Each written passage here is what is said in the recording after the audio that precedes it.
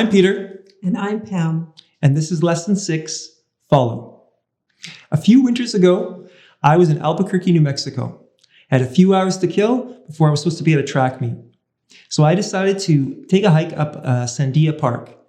They have a peak there, and to get up there, there's 2 different trails you can go up the tram. Well, I figured it was 3 hours to get to the top. If I cut across the 2 trails and just followed the tram up, I could be up at the peak in 2 hours. I know you know what the end of the story of this one is. About 3 hours later, I had made it up halfway up the hill. I had run out of water. I had gone over 3 ridges. No one knew where I was. I had 5% of my battery. I was lost, and I thought, it's time to head back. The net result of that little escapade was I never got to see my daughter at the track meet. I didn't get to see her break her school record. I was unable to hit the peak that I'd wanted. And worst of all, I ended up with over 100 little cactus pins in my leg. And some of them are still there right now. Why? I didn't follow the trail. I'm going to... I know. Awful story, but true. I'm going to read from Luke 5, 8 to 11.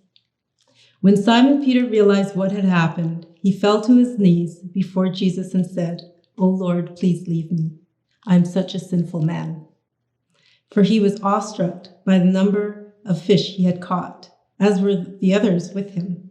His partners, James and John, the sons of Zebedee, were also amazed.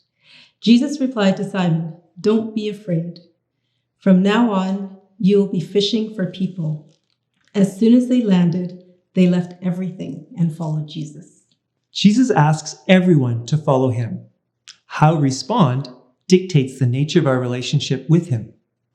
Honestly, it can be very difficult to hand over control of our lives to God, and even more difficult to leave him in continuous control. So honestly, don't be surprised when at times we will take our own lead. But the moment we realize we've taken our own lead is also the moment we need to hand control back to God.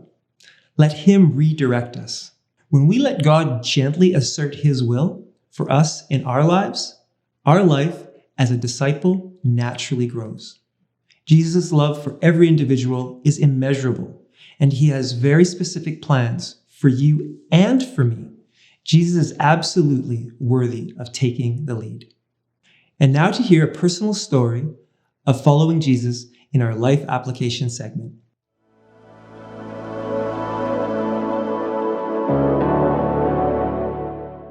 Welcome to Life Application. My name is Sophia. And I'm BJ. And we have Preeti joining us today. We are so glad that you are here with us. Thank you for taking the time to be here and to share a little bit about your personal story.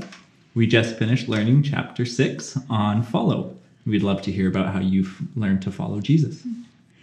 So I was able to apply following Jesus in my life. When I was in Bible school, I had the opportunity to study further or to go back to India where I'm from. And I spent time seeking what the Lord wants me to do and to see exactly what direction I needed to go. And the answer was to go back home, which I wasn't expecting. And but looking back, that decision to follow Jesus and follow his path was the right thing for my life, and so much more unfolded through that. I can definitely relate to that challenging piece of thinking you know what is right and what you need for your life, but then realizing Jesus has different plans a lot of the time, and just trusting those plans. That's amazing. What would you say is the most challenging part about really following Jesus? Recognizing his voice, learning to know his voice, and not leaning on your understanding, and knowing that he has something good for you, and he has a hope and a future for your life, and following Jesus is always the best option. Yeah, I think that's so true. Trying to learn his voice as opposed to our own voice, because a lot of times we think we're hearing God, but we're thinking we're hearing our own heart or our own mind. Yeah. If you could leave us with one thing to take away from this, what would that be? Following Jesus always may not be the first thing you want to do. You might want to lean on your own strength or your own understanding, but he knows what's ahead. He knows what the pitfalls are.